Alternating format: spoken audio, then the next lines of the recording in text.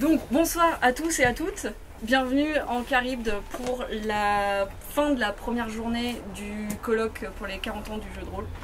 Nous c'est un super plaisir d'être associé à cette manifestation. Merci à Claire Cornillon qui a été un soutien de Caribde de la première heure, que quand on a ouvert, l'intermède est venu faire libraire d'un soir ici, enfin voilà, bref. Donc c'est cool que plusieurs années après on en soit à faire des soirées jeux de rôle à Caribde, je trouve ça génial. Je vais peut-être poser une question un peu bête en préalable, mais est-ce que quelqu'un ici n'a jamais joué au jeu de rôle? Une personne. Ça roule. Donc, vous avez le droit à n'importe quel moment de nous interrompre pour dire stop, on comprend rien. Donc voilà, si jamais il n'y a aucun problème. Voilà. Et est-ce que la notion de jeu traditionnel et jeu indépendant ou forgien, ça parle à tout le monde ou pas? C'est juste savoir à quel moment je prends mon introduction. Ouais, peut-être un petit rappel. Petit rappel, c'est moins rapide. Dans la façon de jouer traditionnelle, qui est peut-être celle qu'on connaît le mieux et qui est le plus diffusée même auprès des gens qui n'ont jamais entendu parler du jeu de rôle, chaque joueur s'occupe de son personnage, donc d'un seul. Et il y a un joueur particulier qui est le maître de jeu qui prend la responsabilité de tout le reste, notamment le scénario, quel que soit le type de scénario, les effets spéciaux, la déco, la mise en scène, il fait le montage, enfin, bref, il s'occupe des figurants, de tout. Et parfois il fait aussi le casting en proposant des personnages déjà écrits aux joueurs.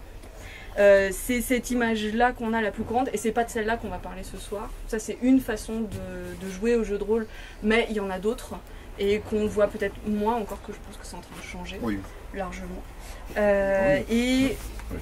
Alors, pour juste détailler un peu cette autre façon de jouer, il s'agit de répartir les responsabilités autour de la table, c'est-à-dire décortiquer le rôle du maître de jeu et puis le distribuer mieux, ou en tout cas différemment autour.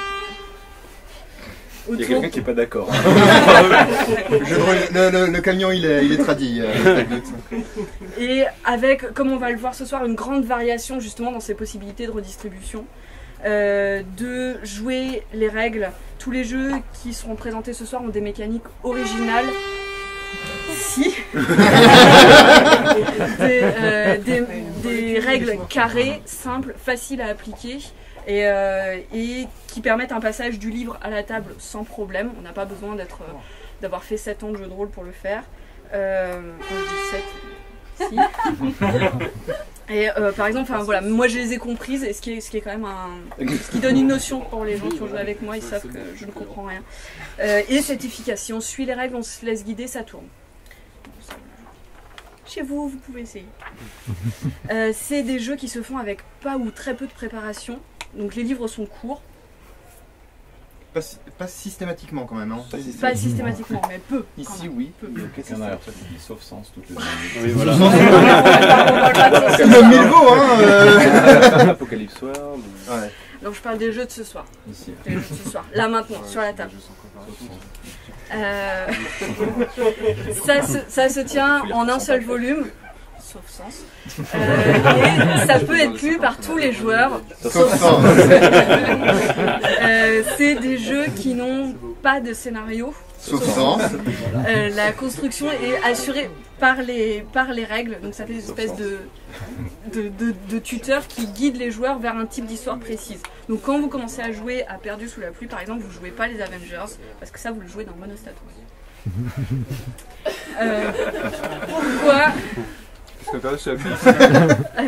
Pourquoi parler de jeux de rôle à Caribde ce soir? L'introduction est un tout petit peu longue, hein, j'aime bien. Parce qu'on a ouvert le rayon récemment. Caribde va proposer tout au long de l'année le rayon des jeux des ateliers d'imaginaire. Quand j'ai les stocks, évidemment. Parce que ça part très bien. Non, parce qu'elle n'a pas de stock, mais parce que ça part très bien. Bientôt plus votre taille. C'est mon caprice à moi au sein de Carib. Donc Carib s'est pas dit tiens on va devenir une boutique de jeux de rôle, c'est juste que voilà, moi ça fait partie d'un truc qui me bouffe beaucoup de place dans ma vie en ce moment. Le projet Carib c'est cool parce que c'est fait de passion et que du coup voilà, le jeu de rôle c'est ma passion du moment, donc je le mets dans Carib et ça passe. Parce que mais tes collègues sont pas toujours d'accord, c'est ça?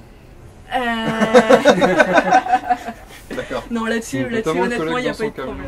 C'était cohérent aussi avec le projet Carib. D'accord. Les ateliers ont fait, moi, ma culture théorique, entre autres. Fabien Ilvain compte parmi les gens que j'estime et dont j'estime énormément le travail. Donc voilà, c'était assez naturel de voir ce que ça donne ensemble, les ateliers et Carib. Et finalement, c'est un peu le même combat aussi, je pense. Ils sont en recherche, ils essayent des choses beaucoup, nous aussi. Les gens vous détestent à peu près de la même façon que les gens nous détestent. Je pense que ça crée des liens. On n'est pas détestés par les mêmes personnes. Je trouve qu'on non, mais je pense que si ces gens parlaient ensemble, ils seraient d'accord. Bon, bah tant mieux. Ils s'adressent à un public de marge quelque part.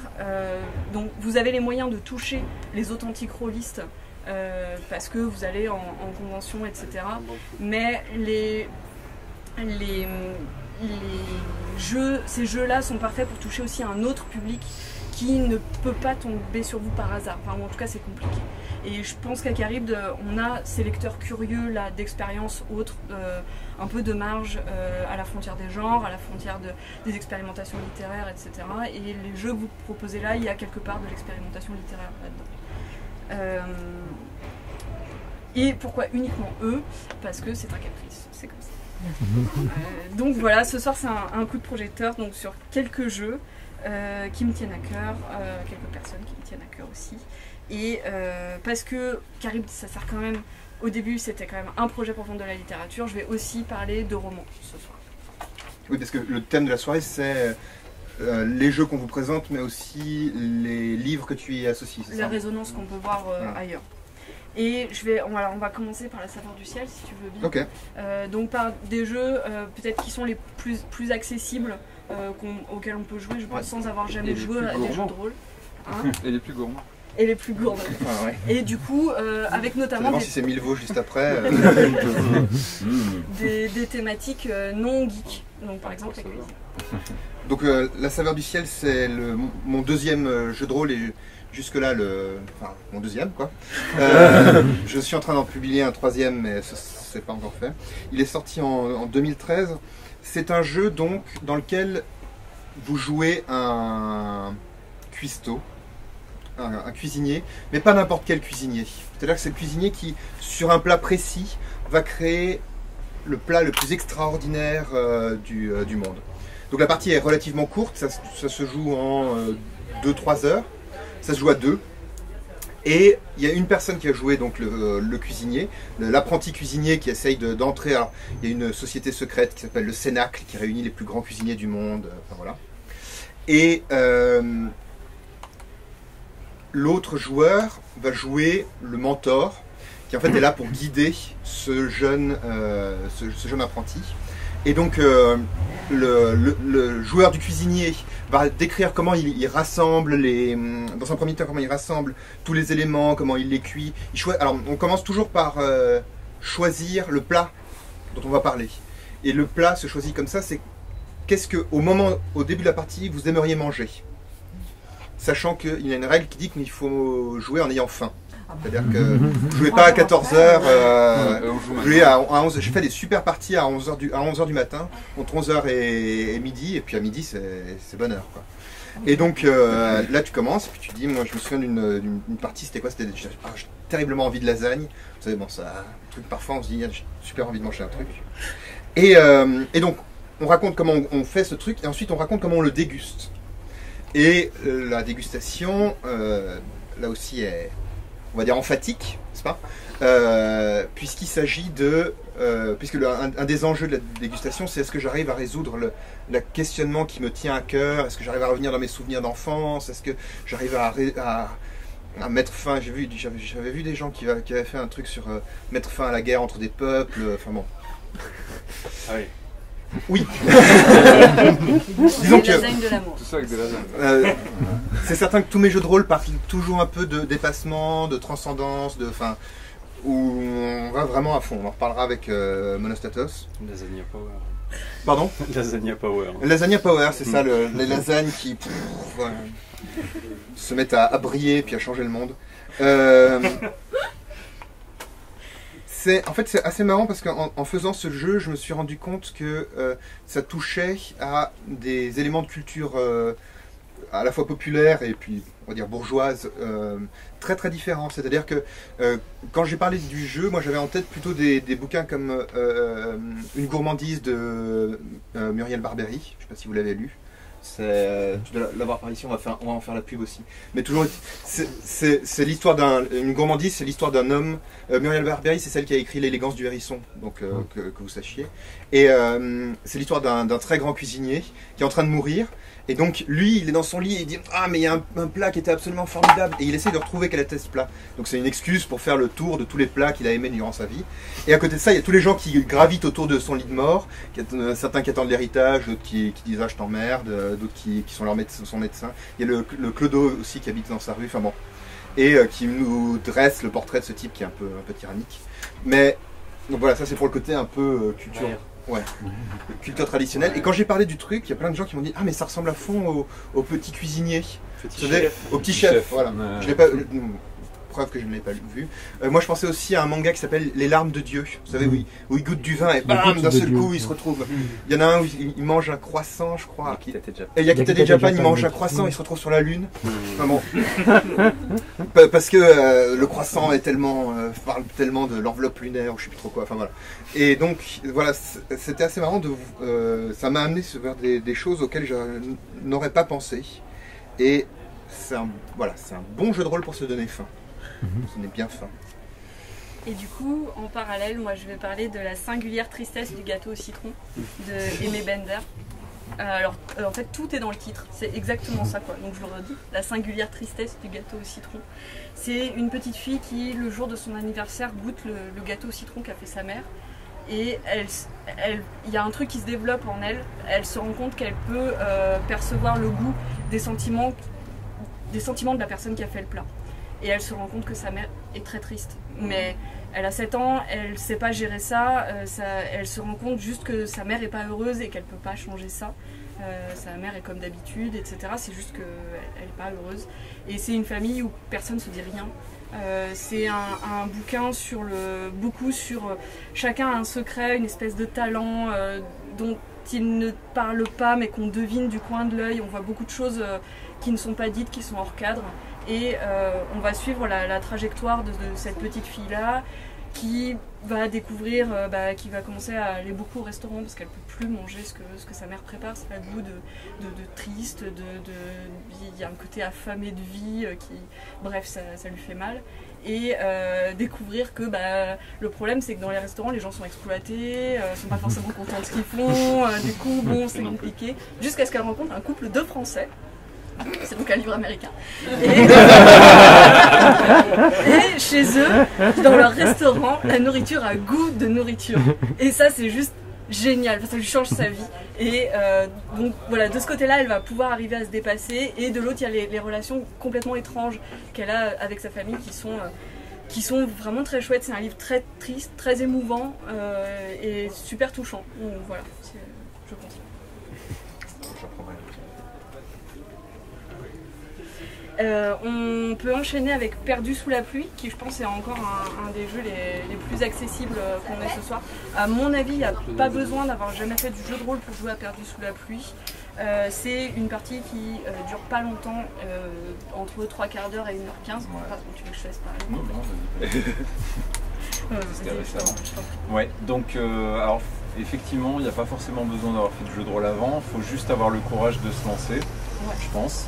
Alors, Perdu sous la pluie, donc très simplement, on y incarne des enfants qui, pour une raison ou pour une autre, se sont perdus, comme le nom dit. Soit parce que voilà, leurs parents les avaient laissés chez eux et puis ils ont décidé d'aller les retrouver et puis ils n'ont pas retrouvé le chemin, ou alors ils ont lâché la main de leurs parents dans une galerie marchande avec beaucoup de monde, etc. Peu importe.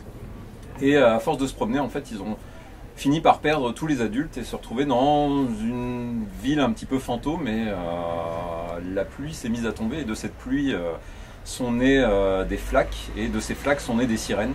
Sirènes avides de la chair de petits enfants abandonnés. Seul moyen pour survivre, c'est de retrouver d'autres, potentiellement des adultes, mais tous les adultes ont disparu, donc de retrouver d'autres enfants perdus et de rester en groupe le plus serré possible. Hélas, les enfants sont ce qu'ils sont, et les sirènes sont là de toute façon aussi pour les tenter ou leur faire peur. Et les enfants du groupe, les uns après les autres, vont s'enfuir. Alors soit ils vont être emportés au dernier moment par une sirène un petit peu plus téméraire, soit ils vont s'enfuir en pleurant devant trop de stress. Ou alors certains vont tout simplement vouloir partir devant parce qu'ils en ont marre de cette bande de gamins qui font que pleurer et les ralentir, ou au contraire vouloir aller chercher de l'aide parce qu'ils se considèrent comme les plus grands. Et les uns après les autres, en fait, ils vont disparaître. Et, à la fin, il n'en restera plus qu'un qui, lui ou elle, aura la chance de retrouver ses parents. Le principe du jeu est assez simple. En fait, on a besoin que de 10 jetons. Alors, peu importe quel jeton, ça peut être des petits cailloux, après tout, c'est très enfant. Des billes, le problème des billes, c'est que ça roule, mais ça pourrait marcher. 10 jetons par personne, sachant que quand on n'a plus de jetons, bah, tout simplement, on quitte le jeu. Alors, attention, le principe du jeu, c'est que c'est un jeu, effectivement, où les enfants disparaissent les uns après les autres. Par contre, la personne qui n'a plus d'enfants continue de jouer. Mais elle joue exclusivement du côté de ce que j'appelle l'aversité, c'est-à-dire les sirènes, ce genre de choses, ou les mauvaises pensées également. Que dire d'autre? Donc c'est effectivement un jeu qui va, comme tu as dit, dans la répartition différente, on va dire, des rôles du meneur de jeu, c'est-à-dire que là, en fait, ça se joue par chapitre, et chaque chapitre, il y a un enfant qui est, on va dire, le narrateur principal, enfin le protagoniste, et tous les autres incarnent en fait quelque part l'aversité, c'est-à-dire les enfants qui le regardent un peu de travers, ou les mauvaises pensées, ou la peur qu'il saisit, etc. Voilà, ou le décor. Ce qui permet en fait de répartir aussi la charge, on va dire, de la description, de la peur, etc. sur tout un groupe en fait. Contrairement au jeu de rôle, on va dire, plus traditionnel, où là c'est une personne qui se charge de raconter l'histoire, etc. et tous les autres incarnent les protagonistes. Qu'est-ce que je peux oublier? Oui, vas-y, bien sûr. J'aime bien faire la pub des jeux des autres, c'est plus facile pour moi. Déjà, ce jeu, je trouve, touche à un truc qui est vraiment tabou dans notre société, qui est la violence envers les enfants. Hein, disons-le clairement, c'est vraiment une des très grandes forces de ce jeu. L'autre force du jeu, c'est ce que vous a pas dit Vivien, c'est qu'on joue jusqu'à ce qu'il n'y ait plus qu'un seul survivant. D'accord? Pardon? Il l'a dit. Ah, tu l'as dit? Ah, excuse-moi. Non, ce que ça signifie derrière, c'est qu'en fait, il y a une espèce de dynamique un peu malsaine du genre, vous savez, on a tous eu les cours de récré, hein, vous êtes tous geek rollistes, donc c'était pas vous les caïds, hein. Donc vous voyez ce que je veux dire, quoi. Sur qui on va tomber, quoi. Il y a un vrai truc en plus, parce que donc, chacun a ses 10 jetons, et du coup quand on décrit un truc dégueulasse pour les autres, on lui prend ses jetons. Et il y a vraiment un truc d'arracher les ailes des mouches, enfin, ce plaisir pervers un peu cruel, une vraie cruauté enfantine. J'ai jamais abîmé de mouche. Pardon ? Tu peux jouer avec des enfants. Le jeu n'a pas été conçu pour. En fait, faut être honnête, il est plus, et il marche, je pense, j'ai l'impression qu'il marche, pour quand tu es adulte, pour te mettre dans la peau d'un enfant, plutôt que quand tu es enfant. Par contre, juste, on s'amuse pendant les parties dans un sens, on va dire, on s'amuse à se faire un peu, voilà quoi. On sait aussi que quand on est un peu salopard avec l'autre, bah, notre tour viendra quoi. De toute façon, à la fin, il en restera qu'un, donc de toute manière. Celui qui reste, il a 1 contre 3 ou 4. Voilà, donc de toute façon. Moi, je prends beaucoup de plaisir à y jouer, quoi. Je pars pas de mes parties, je sors pas de mes parties en pleurant. Les gens qui jouent font pas une dépression ensuite. On s'amuse énormément, mais dans un registre un peu comme quand on va voir un film d'horreur ou un truc un peu prenant, quoi. Voilà, qui grince un peu, quoi. C'est ça. Voilà. Et du coup, je vais parler de Ours, de Diego Vecchio, qui est un auteur argentin. Alors, qui joue aussi avec les espèces d'univers très enfantin, très naïf, et en même temps une certaine cruauté où on joue avec justement les angoisses des enfants, de l'insomnie, de la peluche qui va te pourrir la vie alors qu'elle était censée t'aider à dormir, ce genre de choses. Donc c'est il y a une peluche qui a été mise au point pour lutter contre l'insomnie des enfants, qui est une espèce de maladie qui s'est répandue en Argentine, et la peluche s'appelle l'ours doux dodo. Et donc l'ours doux dodo est lui-même insomniaque et du coup l'enfant, en s'occupant de lui, finit par s'endormir aussi parce qu'il tombe d'épuisement. Et malheureusement ils sont en rupture de stock. Et la mère du petit garçon dont ça va être l'histoire en trouve un qu'elle a repéré dans une panière, etc. Et on refuse de lui vendre en disant non mais madame ça c'est un défectueux, ça ne marche pas, etc. Elle le vole quand même. Et il se trouve que s'il était défectueux c'est qu'il y avait une raison. Et il va pourrir donc la vie du petit garçon. C'est un livre qui joue beaucoup donc, ouais, avec ces espèces d'univers. Il y a beaucoup d'animaux qui parlent, il y a des choses plutôt bénéfiques qui tournent mal, des choses plutôt maléfiques qui sont assez chouettes à voir pour nous adultes lecteurs mais qui sont traumatisantes pour les gamins. Il y a cette icône de télé pour enfants qui est super chouette, qui est Esmeralda, la grenouille. Enfin bref, ça tourne assez vite en bad trip, un peu angoissant. Et ça mélange une vraie naïveté et enfin non, plutôt une fausse naïveté et un vrai bizarre. Et c'est vraiment très très chouette. Je vous en lis un tout petit extrait. Toi, lire. Non, je t'emmerde, putain. Il y en a un peu. Alors c'est donc le moment où la mère veut l'ours défectueux. Ne perdons pas plus de... Elle discute avec une vendeuse. Ne perdons pas plus de temps. Je veux cet ours. Quel est son prix? Aucun. Que voulez-vous dire? Je veux dire que cet ours n'est pas à vendre. Je suis prête à payer n'importe quel prix. Vous avez bien entendu, n'importe quel prix. Dites-moi un prix. Je vous le répète encore une fois, cet ours n'a pas de prix. Ce que vous appelez le panier des bonnes affaires se trouve être une morgue. Une morgue? Oui, une morgue de jouets. Qu'est-ce que vous me racontez? Les jouets qui se trouvent dans ce panier sont arrivés ici avec un défaut de fabrication létal. Dans quelques heures, ils seront renvoyés vers leurs usines d'origine où ils seront transformés en charpie de jouets. Avec cette matière, on pourra fabriquer de nouveaux jouets qui apporteront à nos enfants un bonheur sans défaut. N'est-ce pas la mission d'un jouet? Donner à nos enfants un bonheur sans faille? À ce que je vois, cet ours n'a pas le moindre défaut. Vous faites erreur. La vendeuse lui arracha l'ours des mains et se mit à l'examiner tel un vautour becquetant la carcasse d'un chevreau. C'est pas pour les enfants. Regardez ici, je ne vois rien. L'œil de cet ours est fissuré et à n'importe quel moment il peut se couper en deux. Mais c'est un défaut insignifiant. Aucun défaut n'est insignifiant. Un des objectifs de notre magasin de jouets est de garantir à nos clients des produits d'une qualité irréprochable. Ne vous rendez-vous pas compte du danger? Votre fils pourrait avaler le morceau d'œil détaché et avoir une perforation intestinale. Vous exagérez. Je n'exagère pas. Je ne connais aucune mère digne de ce nom qui soit capable d'offrir à son enfant un jouet avec un défaut de fabrication. Etc.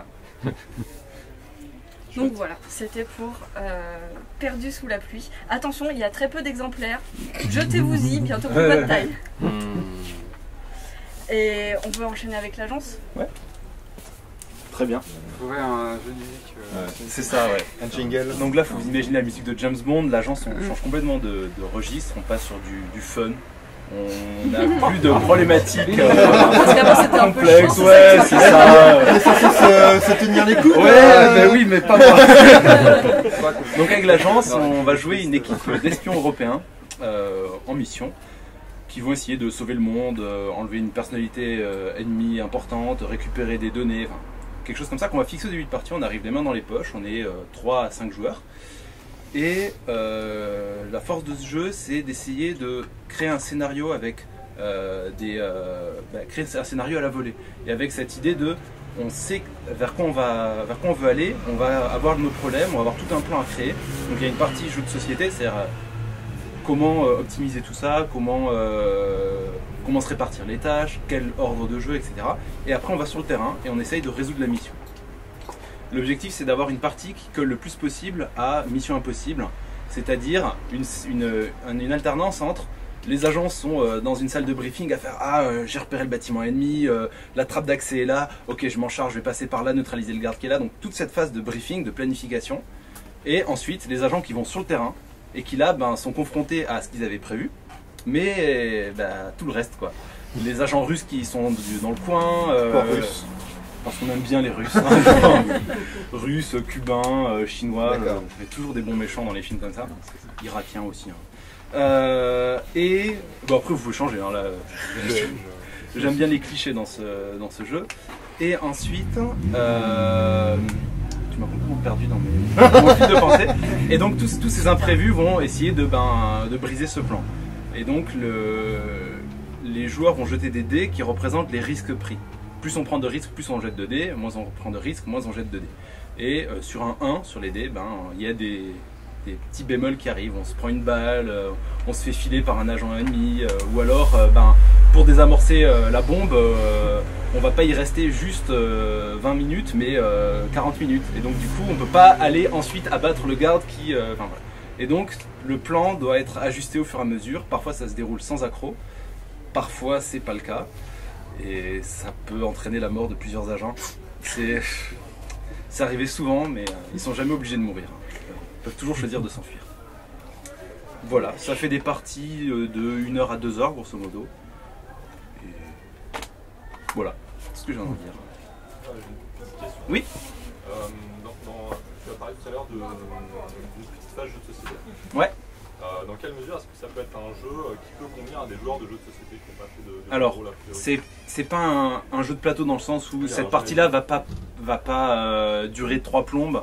L'objectif n'est pas non plus d'optimiser à 100% ça, ouais, sinon on joue plus du tout à l'agence, on joue à autre chose et c'est pas très intéressant.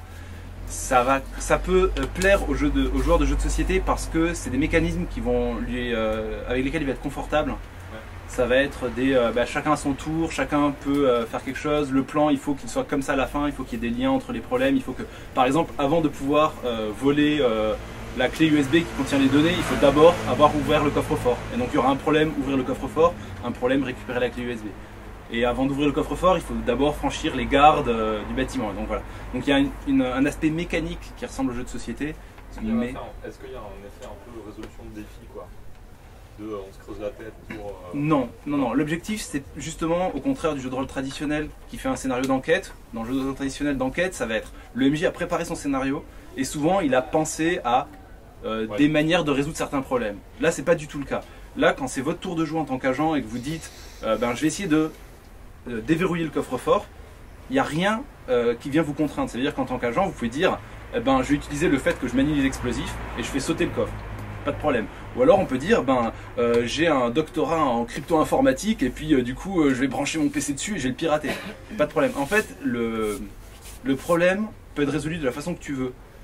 Et c'est pas de la tactique, c'est plus de la... qu'est-ce qui colle avec ton personnage que tu vas faire. Voilà.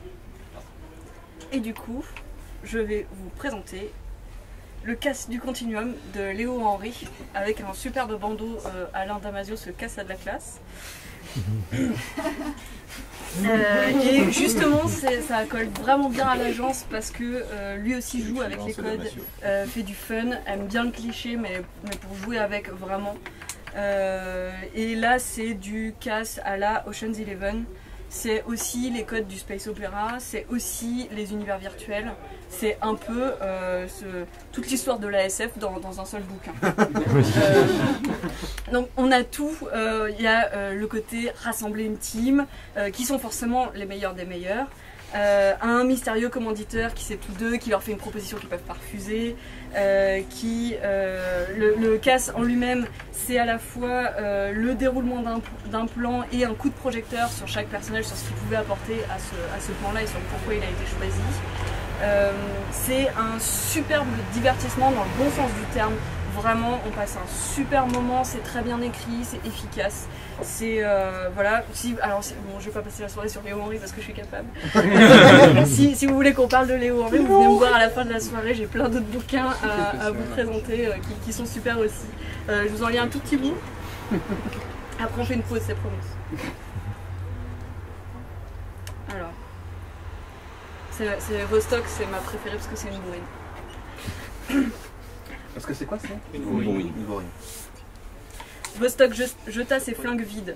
On décrocha une autre paire grippée à ses flancs. Poussa du pied un extincteur dans la ligne de feu qui péta aussitôt en gerbes de neige carbonique. Sauta à nouveau comme un diable de sa boîte. Courut contre les balles. C'était une danse terrible. Une poignée d'éclairs jetés en vrac. On la voyait surgir et disparaître. Un paquet de cervelles giclait contre les masques. Les militaires n'avançaient plus. Les véhicules cramaient. Les morts s'entassaient jusqu'à former une barricade. L'ennemi fulgurant continuait de décimer leurs rangs et cela durait. C'était interminable.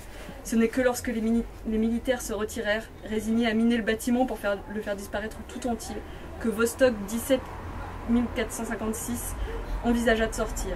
Elle se contenta, alors, de marcher vers la porte. Le tireur isolé qui voulut l'aligner devint aveugle. Une balle entra dans sa tête par la lunette de visée. Les autres baissèrent leurs armes et, en silence, regardèrent passer la mercenaire galactique. Devant eux, solennelle, la colère se montra. Elle passa et disparut. Ce fut la principale contribution de Vostok aux cases du Continuum. C'est ça, c'est humble. Tout à fait. Oui, ce bouquin-là est génial. Donc voilà, on fait une petite pause. Voilà, je vais recharger en boisson un peu fraîche. Et n'hésitez pas à sortir prendre l'air, voilà, faire circuler. Revenir. Et on reprend dans 10 minutes. Oui, on va reprendre avec Monostatos. Donc, Un Monostatos, excellent jeu. c'est mon premier jeu. C'est mon premier jeu de rôle. Oui, c'est bien. Tu feras jamais aussi bien en fait, faut même pas essayer. Tu veux le présenter? Non, vas-y, je t'en prie. Donc, il y a une centaine d'années, Monostatos, dieu autoproclamé de l'humanité, a tué tous les anciens dieux et s'est établi à la tête de l'humanité. Il a mis en place un culte, qu'on appelle le culte de Monostatos, qui instaure ordre, sécurité, bonheur. Et les gens depuis vivent dans des oasis. Imaginez-vous un monde de désert, hein, façon Mésopotamie de l'Antiquité ou pays biblique en un peu plus sec. Et donc, vous jouez les derniers personnages qui ont de la grandeur, du désir, de la volonté de puissance et la volonté de ramener de l'énergie dans ce monde qui est en train de crever. Donc oui, tu disais les Avengers mésopotamiens. Oh là. Non mais ça peut marcher comme argument de vente. Oh, ça dépend. Mais en plus libertaire. En plus libertaire si tu préfères. C'est bien le bandeau. C'est un. Alors pour être honnête, c'est un livre dans lequel j'ai essayé de tout mettre. C'est-à-dire que j'ai voulu terminer le jeu de rôle au premier coup et faire tout de suite un livre qui soit à la fois court, bien écrit, avec des règles géniales, avec un univers complètement ouf, qui soit facile à faire, qui dise tout ce que j'avais à dire sur l'univers et le monde. Je n'y suis pas arrivé. Mais c'est vrai que enfin, ça fait maintenant 3 ans. C'est vrai que j'ai une certaine tendresse pour ce jeu. Pardon, je suis en train de devenir émotif. J'ai une certaine tendresse pour ce jeu parce que c'est vrai que j'ai essayé d'aller vraiment au bout. Je peux pas dire qu'il est. Aujourd'hui, ce serait faux de dire qu'il est. Ce serait faux de dire qu'il est sans défaut, n'est-ce pas? Mais néanmoins. Je trouve que l'univers est très très bien écrit. Non, ça je me suis pas raté là-dessus. Il y a d'autres choses qui le jeu, il faut apprendre à jouer au jeu, il faut vraiment accepter ce que le jeu a à t'offrir pour en profiter vraiment à fond. Mais justement, j'ai beaucoup de mal à parler de mes propres. Ce qui est super chouette avec Monostatos, c'est que c'est un jeu, à mon avis, parfait pour découvrir l'autorité partagée et la façon dont justement on peut commencer à prendre la main, nous, en tant que joueurs, sur le décor, sur les PNJ. Quand on dit un truc, on ne demande pas est-ce que je peux, mais on le fait. C'est vraiment un chouette jeu pour découvrir ça, pour déconstruire des choses qu'on s'est construites dans notre tête. Et pour c'est un jeu libérateur. Se laisser. Alors non, parce qu'il est quand même très cadré. Oui. Mais justement, pour se laisser guider au début, c'est vraiment génial, quoi. Enfin, c'est vrai qu'une des tentatives, pardon, que j'avais, c'était de faire des règles qui soient extrêmement claires. C'est-à-dire qu'il n'y ait pas d'interprétation, que tout soit dit, c'est-à-dire que n'importe qui, j'avais l'espérance que mon grand-père puisse prendre le livre et puis y jouer, ça n'a pas marché, hein, pour tout vous dire, mais c'était une de mes volontés. Ouais. Moi, je voulais juste te dire sur le background, je trouve qu'effectivement c'est l'un des backgrounds les plus inspirants et les mieux présentés que j'ai lus dans les, je sais pas, 400 jeux de rôle ou 400 backgrounds que j'ai lus. C'est vraiment le truc où tu prends, t'as un paragraphe, t'as une idée tout de suite de ce que tu veux faire, d'un décor, ça vient immédiatement et ça c'est extrêmement rare. Et en plus, cerise sur le gâteau, c'est bien écrit.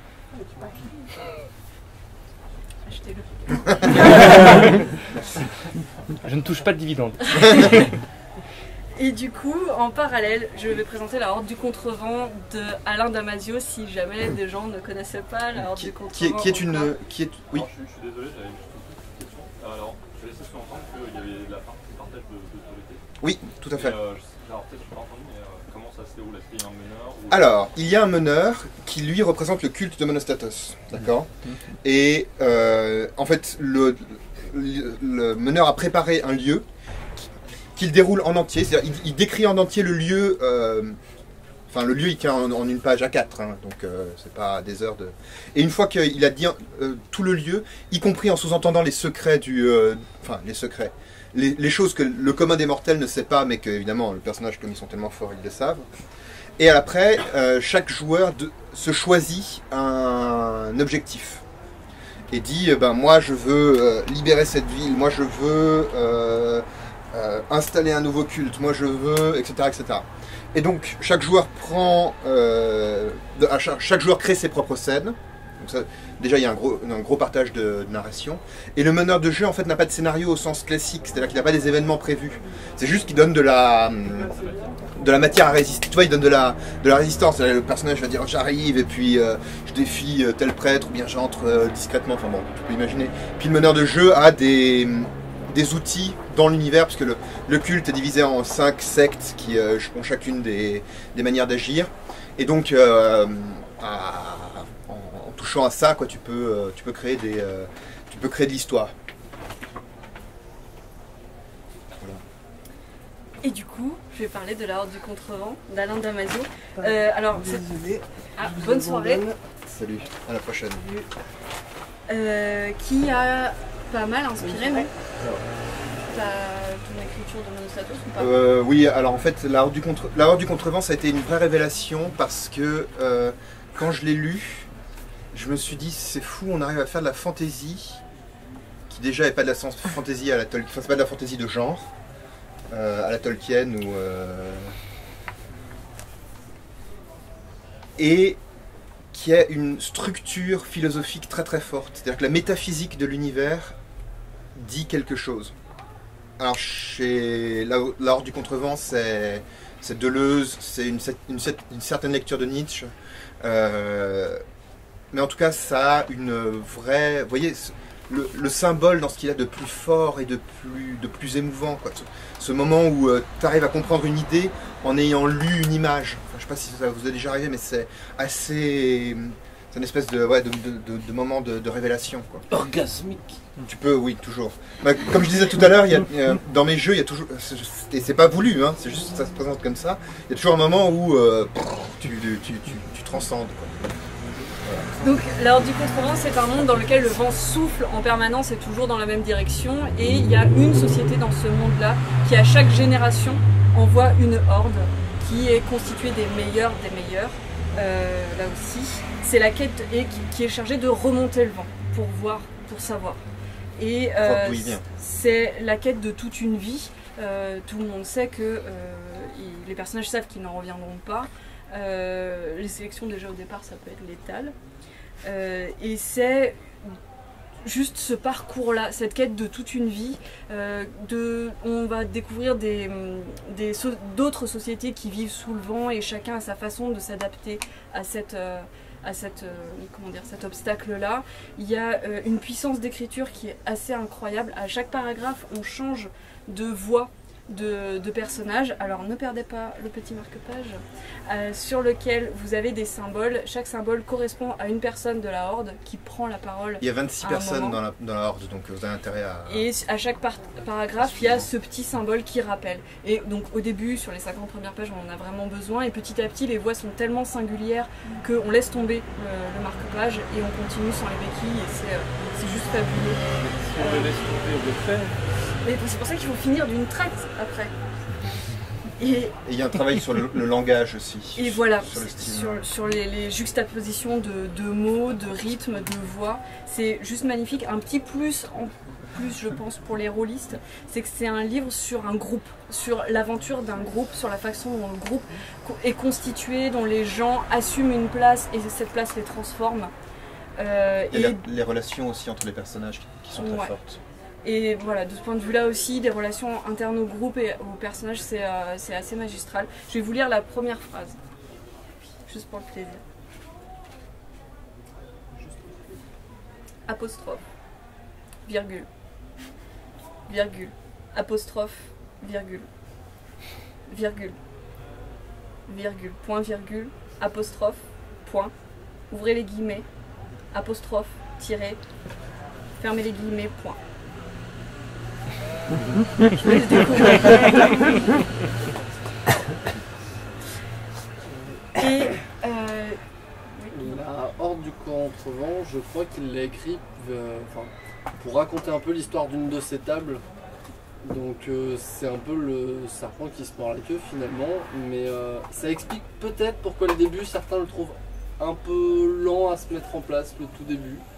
Mais voilà, de base c'était une expérience de joueur et il a fini par la retranscrire pour la garder en mémoire et l'adapter quand même. C'est plus que la retranscrire, enfin, là c'est un truc qui se tient tout seul. Mais le cœur, voilà, c'est une... Après, c'est un écrivain, il a brodé, il a mieux agencé et tout ça, mais l'inspiration de base, c'était une table. Et enfin, le dernier, Inflorenza.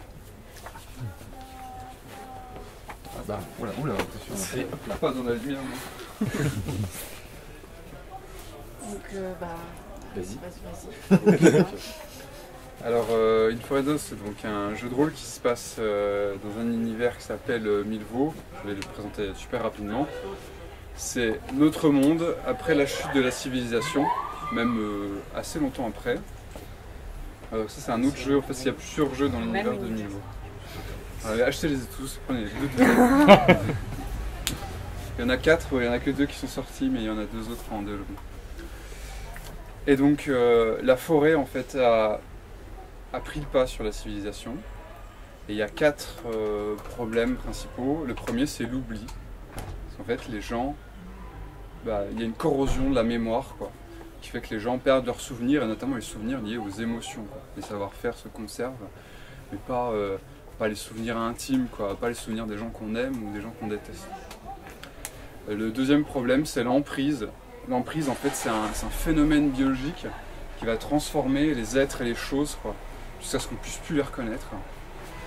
Et puis également, il y a l'égrégore, qui est une sorte de revers de cette médaille. En fait, l'égrégore, c'est la somme des émotions humaines du passé qui reste en suspension dans l'air, qui transpire et qui va en fait créer tout ce qui est de surnaturel dans Milvaux, quoi. Et la dernière chose, ce sont les Horlas, qui sont des monstres, qui sont en fait les fruits de l'emprise et de l'égrégore. C'est là-dedans qu'on va jouer.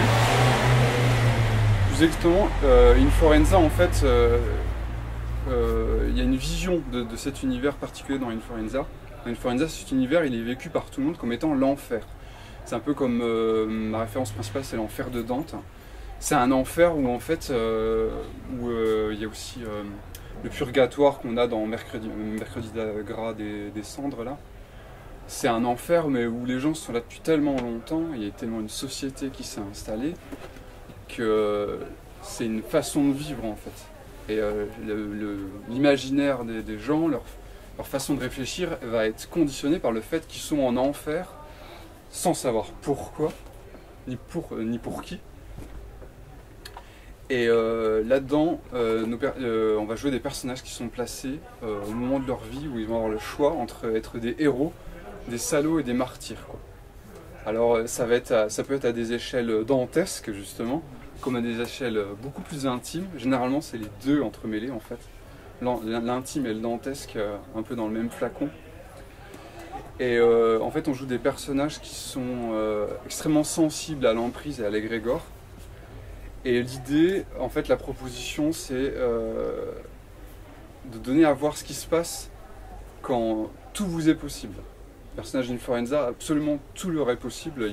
Ils peuvent éteindre le soleil s'ils veulent. Ils peuvent arrêter une armée d'un simple mot. Ils peuvent vous faire mourir d'amour ou au contraire vous faire ressusciter, quoi. Et du coup, c'est qu'est-ce qui se passe quand on a ces responsabilités? Est-ce qu'on va être quelqu'un d'humble et de fragile On a vu j'ai vu des parties où il y avait des joueurs, leur personnage, il a passé toute la partie enterré à demi-mort dans une fosse commune et il a joué quand même, quoi. Un personnage qui jouait une pierre, quoi. Qui s'avérait être la première pierre de la première église. Voilà, c'est un jeu, comme on joue en enfer, c'est un jeu sur le mysticisme et c'est avant tout un jeu sur la forêt en fait. Donc il y a un univers, il y a quand même un petit peu, la deuxième partie du bouquin décrit l'univers, mais l'idée c'est que l'univers soit émergent. C'est ce qu'il y a comme texte d'univers, il faut le voir comme une proposition. Et en fait l'idée c'est que la forêt c'est quelque chose qu'on a vraiment ancré en nous, hein, dans notre inconscient collectif, et qui nous pourchasse en fait, même dans des environnements comme ici, ça fait partie de nous, et ça demande qu'à sortir, qu'à envahir, et généralement, voilà, c'est un sujet pour moi qui est circulaire, qui est sans fin, et qui sera jamais fini de traiter, quoi. Alors dans Influenza, on peut jouer de façon traditionnelle avec un MJ et on peut jouer aussi sans MJ du tout. Et ce qui est à mon avis la proposition la plus intéressante en fait dans le jeu, où vraiment, enfin pour moi dans les jeux auxquels j'ai pu jouer, alors j'ai pas joué à beaucoup, mais c'est le jeu qui permet d'aller le plus loin dans le partage de responsabilités, où les joueurs peuvent mettre les mains dans le moteur jusqu'au coude. Pour proposer des théâtres, pour proposer des décors, pour travailler en amont s'ils ont envie, décider de ce qu'ils vont faire de leur partie, quoi. Et le décider en commun, tous ensemble à la table, à égale responsabilité. Pour moi, c'est le jeu qui est peut-être le plus difficile d'accès, mais qui permet d'aller le plus loin. L'idée, c'était de proposer un jeu qui soit tellement ouvert que du coup, on est obligé de se mettre d'accord et de faire un travail de création en fait pour qu'il tourne, quoi. Et quand on n'est pas d'accord, c'est encore de la création grâce aux règles. Donc je recommande. Et la tentation que j'avais, c'était, il ne m'appartient pas de dire si ça fonctionne, mais c'était de proposer un jeu qui soit foncièrement poétique. Notamment dans le fait où il y a une sorte de distinguo qui est fait entre ce qu'on va accomplir, qui va être l'enjeu des conflits, et les ressources qu'on va utiliser. Adrien t'expliquait, il est où Adrien? tu es présent, tu existes. Okay. Tu passes une hallucination. Voilà, dans l'agence, le coffre, tu peux le faire sauter avec des explosifs, tu peux le faire sauter avec de la programmation. Influenza part d'une idée proche, sauf que tes ressources, ça peut être n'importe quoi. Tu veux tuer une personne, tu peux l'étrangler avec ses propres remords, c'est possible, quoi. Et comment ça fonctionne, en fait, la feuille de personnage, c'est une liste de phrases qui raconte en fait, c'est un compte rendu de l'histoire de l'histoire de ton personnage qui est en train de se passer, et après ça devient tes ressources, quoi. Donc, et tes points de vie. Voilà, et tes points de vie. Et du coup c'est aussi un jeu qui va vous malmener en fait dans l'image que vous avez de votre personnage, puisqu'en fait vous allez vous faire une image au départ, vous allez dire le jeu est un héros, un salaud ou un martyr. Et en fait, le jeu va vouloir s'accoupler avec cette image que vous avez de votre perso. Ça va clasher avec les autres joueurs, avec ce qu'ils sont, parce qu'en fait, on joue tous de façon assez intense, quoi. Et du coup, on va fatalement être muté, transformé, brisé, reconstruit. Et c'est aussi ce parcours-là, en fait, justement, ce parcours d'enfer végétal qui est proposé dans Influenza. Et justement, quand tu dis héros, salaud ou martyr, souvent c'est les trois en même temps, évrillés, qui chaque aspect va prendre le dessus à un moment et puis repartir. Enfin, ça fait des parcours de personnages qui sont tordus mais super intéressants. Et pour finir, pour faire un petit pont avec Charybde, je pense que c'est fondamentalement aussi un univers de transfiction, parce que il y a de la SF ultra débridée, on peut jouer sur la lune, ça peut être du Medfan complètement ambiance Dark Ages. Bastien. Donc, Thomas m'a fait relire l'Atlas de Milvaux, ouais. Et la première chose qui m'a frappé quand j'ai relu cet Atlas de Milvaux, c'est à quel point il intègre 40 ans de science-fiction française et francophone dans son univers, à tel point qu'à un moment donné, moi qui ne suis pas super familier avec cette matière, j'ai eu du mal à décoder un certain nombre de choses qu'il mettait dedans. Mais il y a une force d'expression dans ce qu'il a écrit qui est assez extraordinaire. Ah bah merci Voilà. Bastien, ça me touche. Bah, je te l'ai déjà dit. Enfin bon, voilà. Alors du coup c'était un peu compliqué parce qu'effectivement on aurait pu parler de plein de choses avec Influenza. J'aurais pu vous parler de... parce qu'elle dit qu'elle aurait pu mais elle va le faire quand même. De Orphelin de Dieu de Marc Biancarelli parce qu'il tourne sur en fait Terre il y a d'étrange. un théâtre qui est inspiré de ce bouquin. Un théâtre corse qui, voilà, ce roman aurait pu se passer dans l'Influenza corse qui a été fait sur le forum. Je recommande. Oui, un théâtre, ce qu'il faut comprendre, c'est qu'un théâtre, c'est une préparation pour Influenza. Il y a Volodine. Parce que tu dis, il y a un théâtre qui a été voilà, fait. En gros, c'est un type d'histoire. C'est pas un vrai théâtre. Oui. Ça ressemble beaucoup à Monostatos, enfin de ce que j'ai aimé dans les scénarios de Monostatos, c'est un lieu en fait.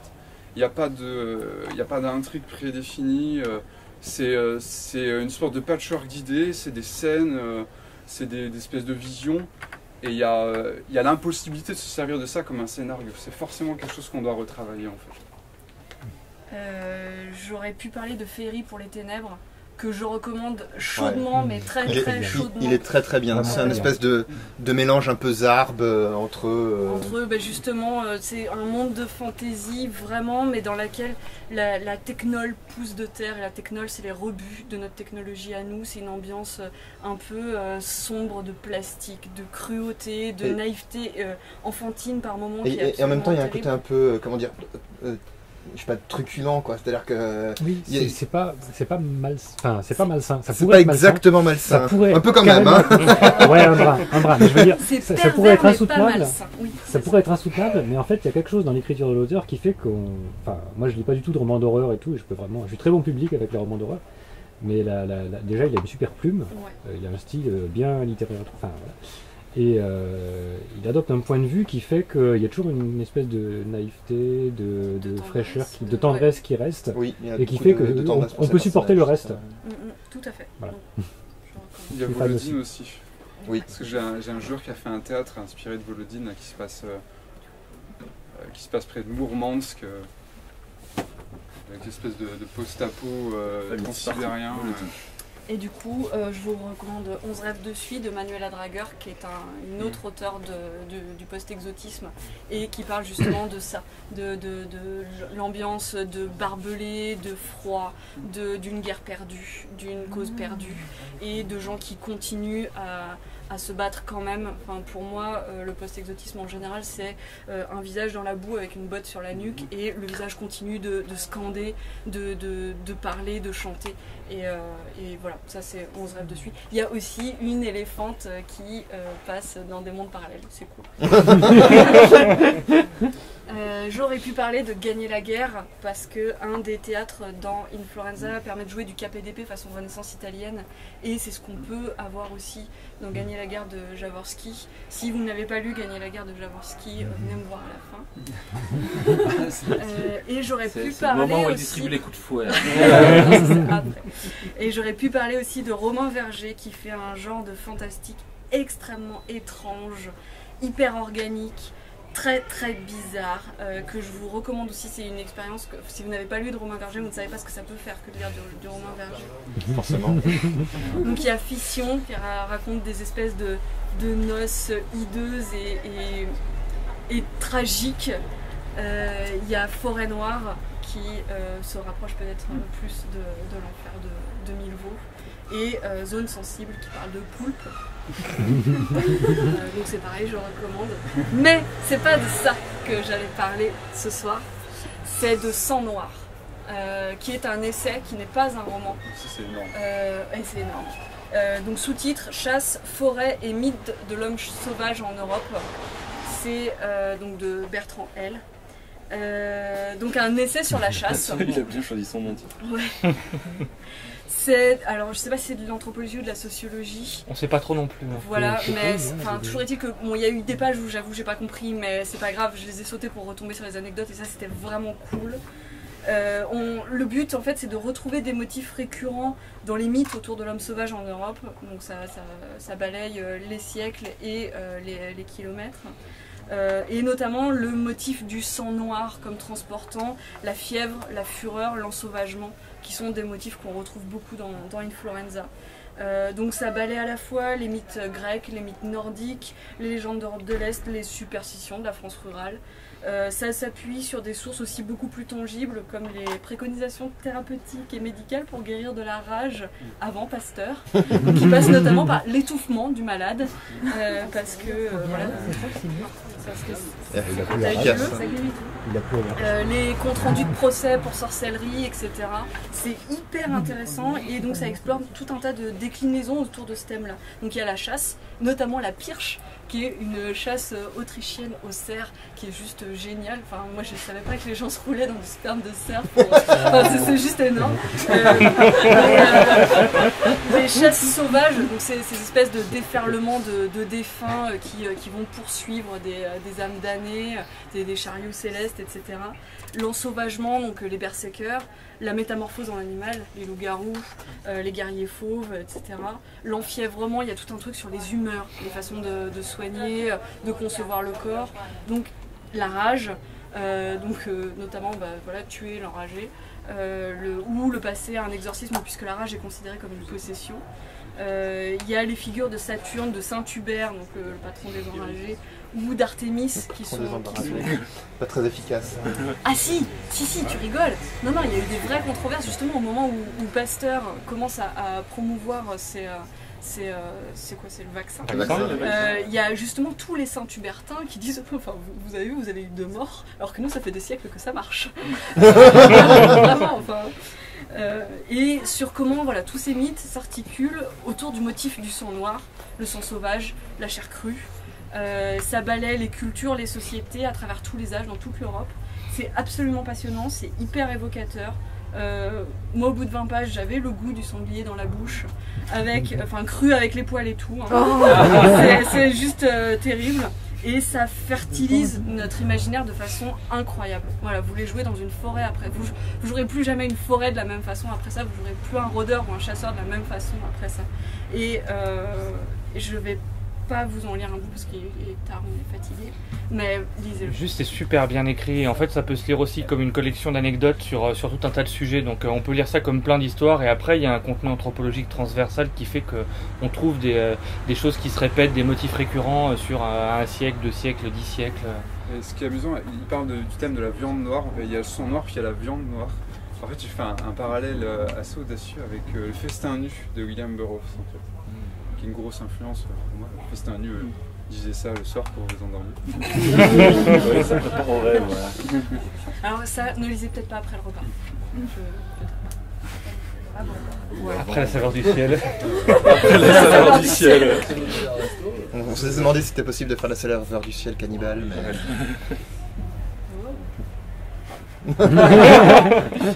Eh ben, merci à vous d'être venus, au colloque de nous avoir intégrés à la programmation.